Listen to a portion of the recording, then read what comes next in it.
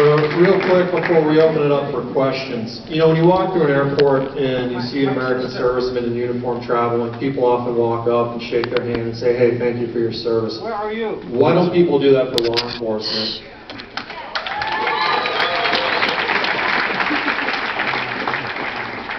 You know, our guys deploy overseas and you know, use force on our behalf and keep the peace. And cops do the same thing, except they deploy and they come home, and they deploy and they come home, and it takes an incredible emotional toll to do that.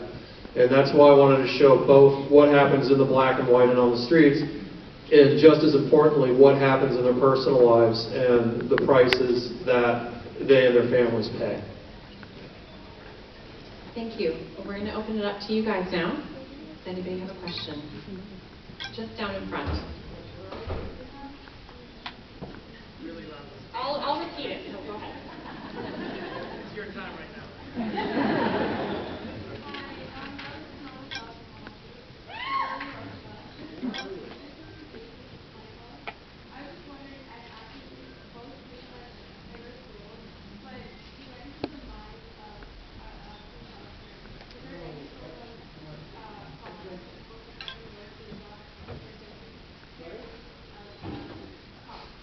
So the question was, first of all, the compliment to the great job that Michael and Jake did in the roles, and she asked about the process of, you know, getting into the roles of cops, and was there anything that you did to prepare? We're gonna try to do it together at the same exact time and see if you understand. Ready? Here we go. Well, basically what happened was that I was he would do was he would always all the time, and all I had to do was basically make sure that I stayed all the time. I said no, yeah, and then I said calm down. And I said shut your face in the mouth right now. And that was it. That's how we did it.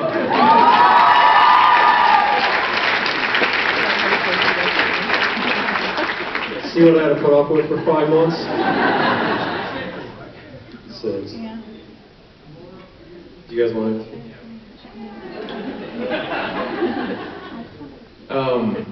I'll start and then you can finish, yeah? Okay. We spent 5 months, yeah, for real, because it's for real. We spent 5 months on the streets, like 2 or 3 nights a week with LAPD and Sheriff's Department and Inglewood PD. And we sparred, yeah, we did fight training almost every morning of those 5 months, and then we did tactical training, you know, 2 times a week with live fire, and we had to do a lot of exercises together with live ammunition, and then we also rehearsed. He's reminding me of what we did.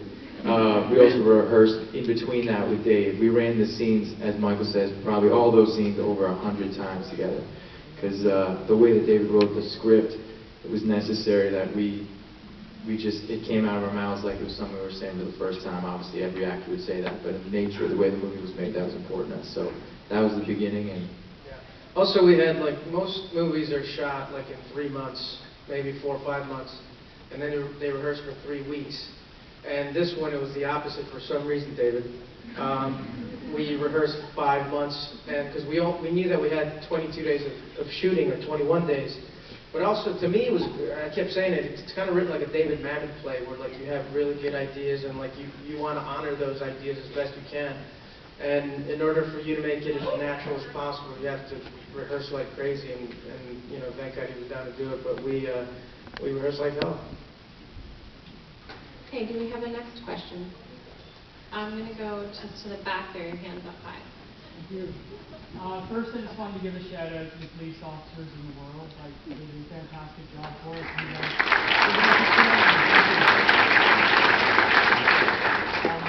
So my question's a bit metaphorical and deep, but I'll try to get through it in 30 minutes or less.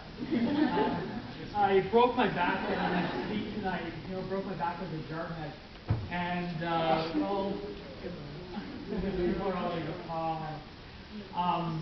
but I just wanted to see if my pants and I could travel to the front and maybe get a picture with my favorite non-vampire from the movie Twilight. We're going to get questions about the film. Thank you very much for your comments about police officers. So, a question about the film. Out to the balcony or in white? Can't even.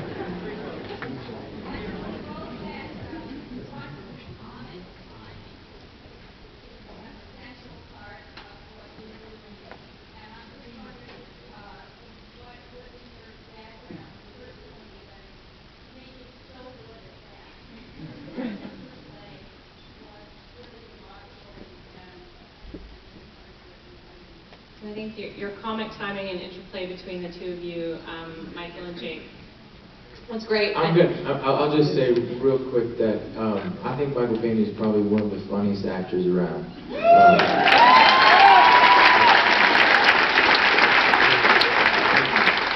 Not only is he an incredible dramatic actor, but he is like some of the best comic timing, and you know, I could throw anything at him and the thing coming back at me would be a joke. So Is there like some kind of setup here? What's going on? there we go. But no, there is no but. This man is the engine for the humor, and all I had to do was really follow him. No, but I think, I don't, like, it went through rehearsals, and plus it was like in David's script a bunch, and, you know, I saw it, but at first, to be honest, we didn't get along super smoothly. I gotta be honest. We were like, David was like, oh man, I don't know, I'm like, okay, you guys stop! And I was like, what's, dude, I don't care how your latte tastes. Or something, no, it was my latte. Well, whatever. But, no, but I think, you know, we're like, also there's a lot of pressure to like play brothers. To actually really play brothers, you know, like brothers from another mother. And I was like, you know, we kept talking and talking and talking, and then just like the bickering that brothers really do, but you still know that they love each other. And I think, you know, Jake was really open and honest in the beginning, and it took me a while, to be honest, to be as open, you know what I mean? I'm like, I grew up in a Mexican family, we're not emotional people, and like my brother's works at Cook County Jail. And my dad, like, he's also like a very, you know, cut off person, so I'm like, you know, with the help of this guy, I was able to be like, yeah, that's how I am. Yeah. And then it got to be a lot of fun.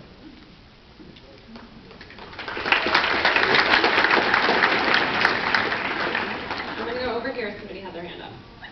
Yeah, go ahead. I have one question, but I think, do you think that you draw on like other roles that you had at the film, or just like a completely unique role for you? Well, this is my first time doing quite as much improv. I know you! Shut up.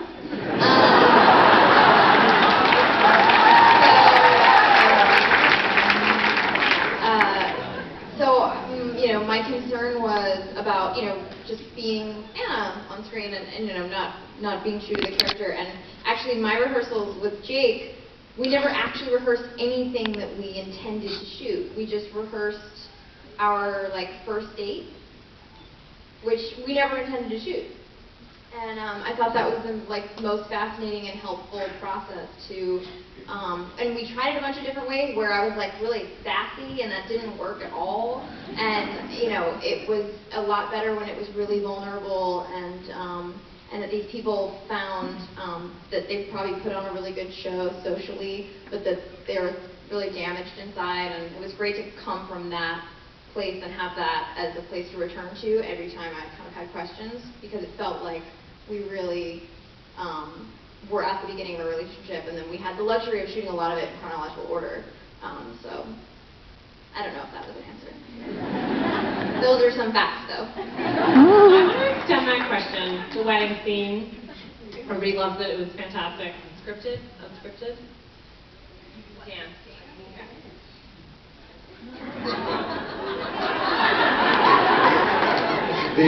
We brought in a choreographer to block the dance, and they did extensive rehearsals. And they knocked it out of the park.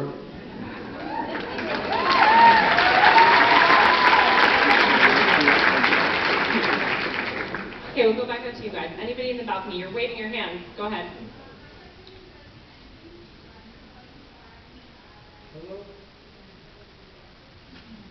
Question about the ending and what inspired you to add the additional piece.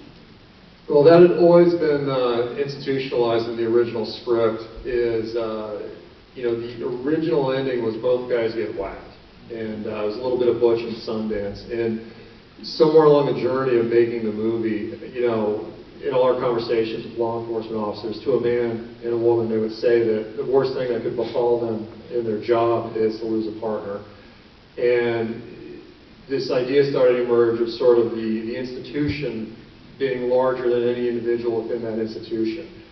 And I wanted to show how the machine goes on, and something that sort of late came into bolster that was the scene with Sarge talking about his partner that got killed back in the day. And, you know, I didn't want to leave the audience walking out of the theater with that death. And so I wanted to bring Mike back, and that's how we remember people, is we remember the good times, we remember the moments we had with them, and it's just great to sort of flip that energy from the tragedy to you know, the remembrance and honoring of that character. Hey, you're in green, I think, and you have your hand held high. This is a question for the director. There was a lot of intense moments, obviously, but how important was it to incorporate the music release into the scene? So comment about how intense some of the scenes were, and how important was it for you to kind of mediate that with the comic relief? Well, if you look at you know, the symbol of you know, entertainment and drama, it's the happy mask and the sad mask. You know, and the light and the humor shines the light so that it sort of reflects in the shadows of the darkness. You got to have that balance, because the movie does go to some really dark places. He's doing stuff, I know it. Corner my eyes, I watch it. But I mean, it's important. You got to have balance in any good story, you know. And I think my journey as a filmmaker, what I really learned in doing this project is you have to have the love. You have to have that balance, and that's why the relationship aspects and the wife-girlfriend thing was so important for me to preserve in this script and not have it just be like apocalyptic with a hood. Just on the aisle here, yep. Can you talk about the impact of the widows that you made an interaction with, and how that impacted the creative process, as well as the actresses that portray the widow and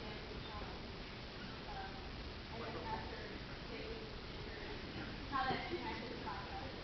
So the question was about any interaction you might have had with widows of cops, and how that kind of affected your creative process.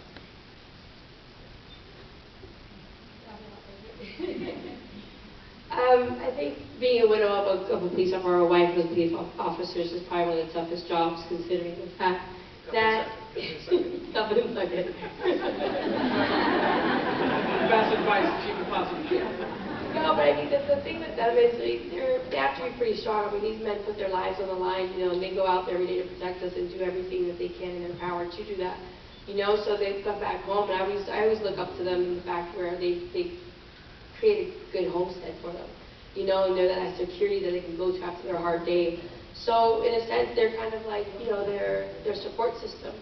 But then also they know the risk that they're taking when they marry someone. You know, you say bye to your husband, you don't know when he's going to come back. It's not like just saying bye to someone, I'll see you later, or let's have dinner. I mean, these people put themselves on the line every day. So when you have that and you know actually what it takes and what goes on in the streets, I mean, it's like a nerve wreck, you know. So I think that helped me out a lot, especially in the ending too. I mean, Michael and I spent a lot of time together, and just kind of hearing stories that he went through with Jake, and you know, I've played cops before, and I've done my ride-alongs as well, and I've known what happened in the street. That it was just really intense because it's reality. I mean, that really does happen, you know. Women, husbands, wives, daughters, kids, babies, they all get left behind because these people were so courageous to put themselves on the line for us. So that was my tearjerker.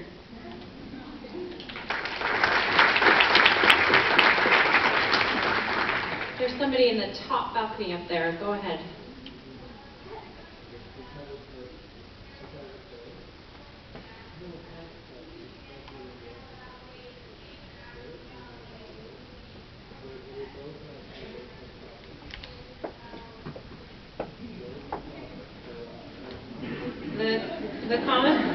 The question was about the camera work, and did it change your sort of acting style to have to be dealing with the handheld?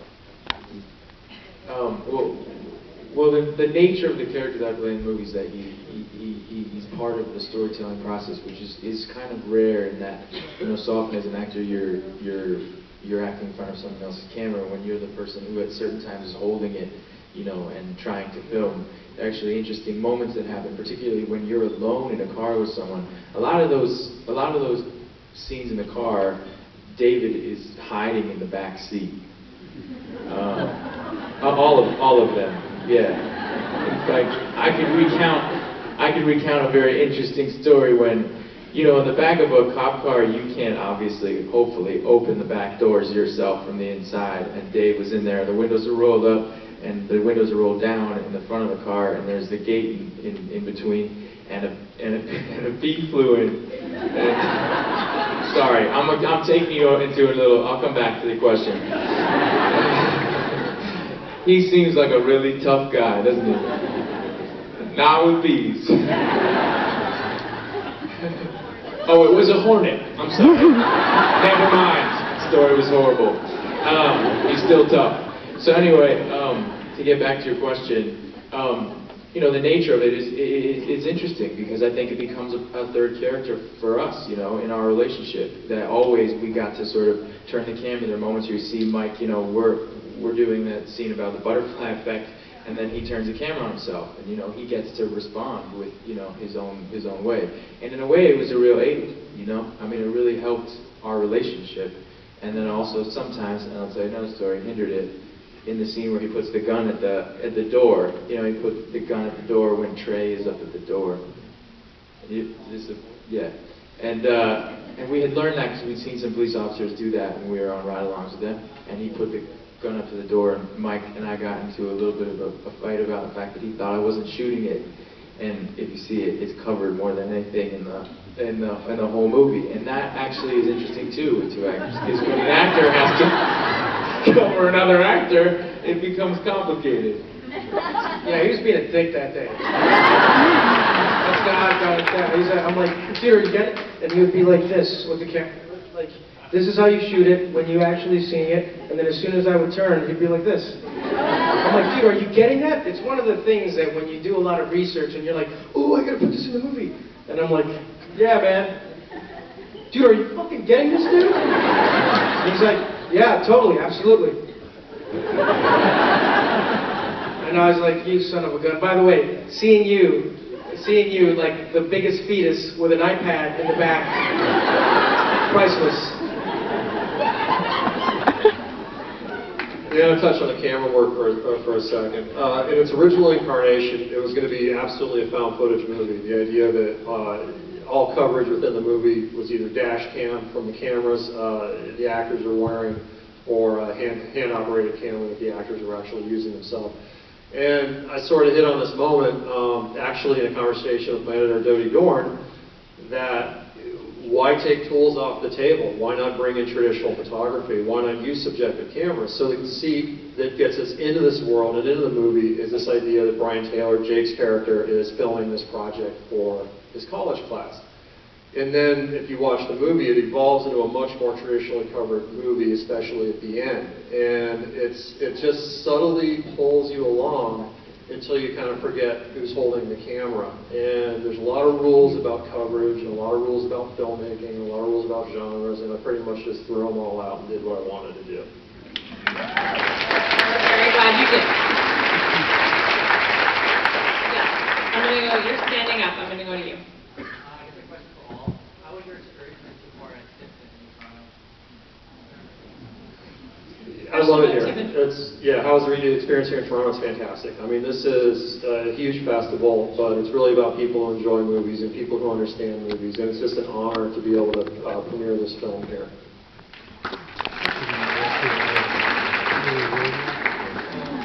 We're all on board with that. Yes. Oh. Go ahead. Yeah. I was wondering if the fact that you had two protagonists and kind of like sort of good villain and good evil, was that a way of antagonizing the job itself? Like having two good men versus big shapers as well?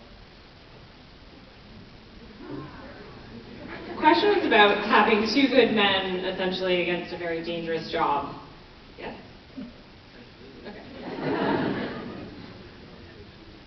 Okay. You know, big evil represents evil. I mean, look, let's call a spade a spade. You know, the sort of the bad guy, the traditional version of this movie is you would personify the cartel boss, and he would be, you know, pounding his fist on the table and let me get these cops, and you would keep cutting back to him and intercutting between what the bad guys are doing and what our cops are doing, and sort of squaring them up in this chess match.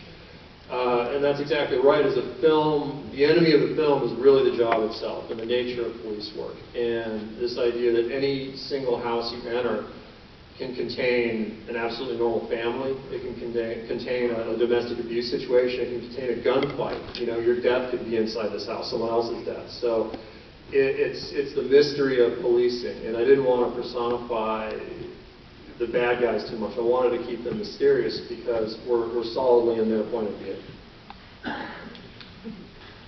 Okay, there's a lot of you with questions at the front. You're standing up. Go ahead.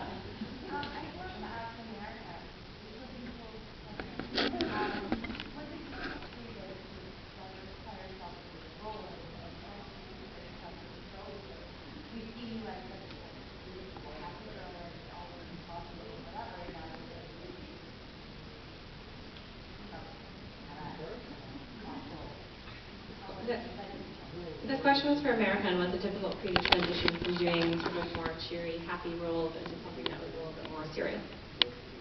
That's precisely why I wanted to do it. You know, I read the script and I was entirely compelled by every character from top to bottom, and I could tell that Dave had written every single character with so much love.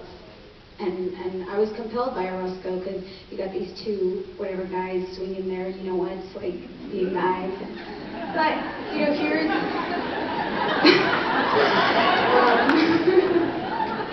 you know, they're penises.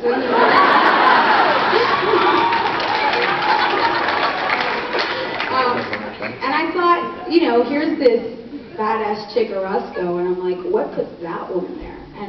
And you know, these guys were researching and doing their thing for 6 months. And, you know, I met Dave months into these guys already preparing, and Dave asked me to start boxing, he asked me to start doing mixed martial arts, and he, not necessarily for the physicality, but for the mentality of the character. And it was one of the most exciting roles I've ever played, and talking to these cops who in LA, most of them look exactly like me. They're my height, they're Latinas, and they're badass. And so doing the research just got me more and more excited to try and represent them as best as I could. And it wasn't, we had the three of us, we had fun. And it was nice because we built a kind of friendly rivalry between me and my tall blonde girl partner, and it was a lot of fun.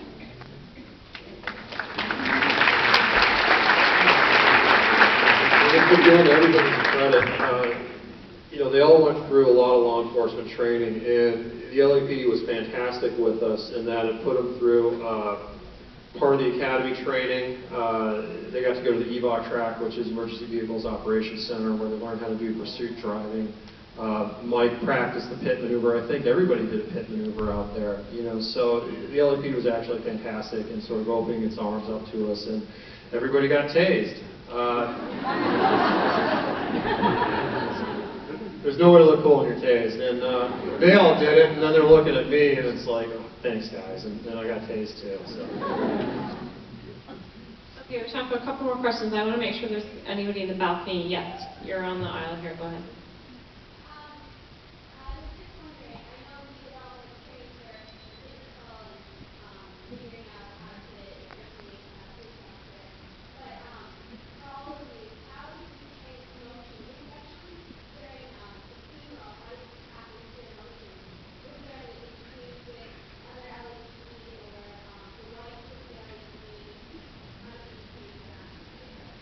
So I guess the question was, it was very clear all the physical training that everybody did for the role, but how did you sort of like tap into the emotional training, and particularly around the funeral scene? Was there any sort of interviews that you did that helped to inspire those performances? I'm sure that Mike and Jake can speak more to the reason. I mean, that was a really shitty day. That was a really, really shitty day of shooting. Oh yeah, fuck you.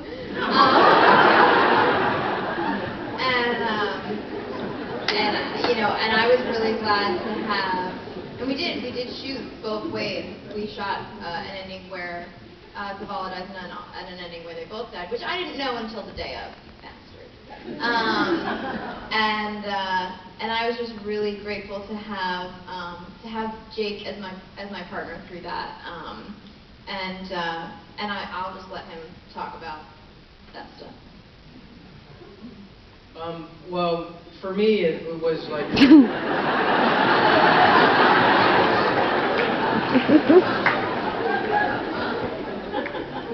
Now you know what it's like being a cop car with them. That's what it's like.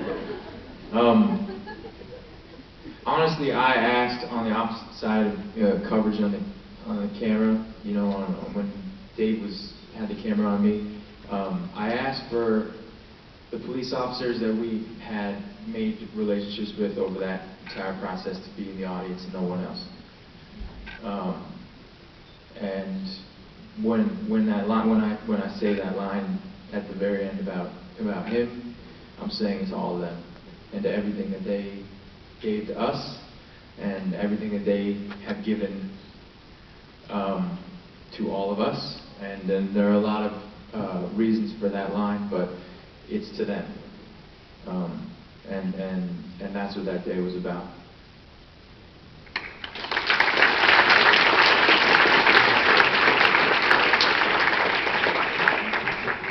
Okay, we're going to do one more.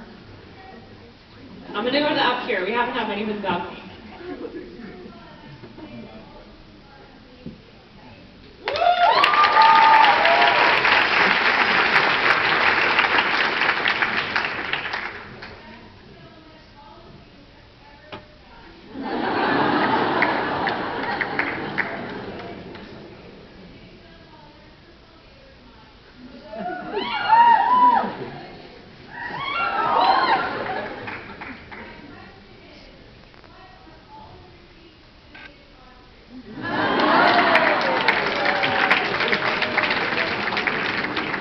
Very good ending. I think we'll do it there. Congratulations, everybody.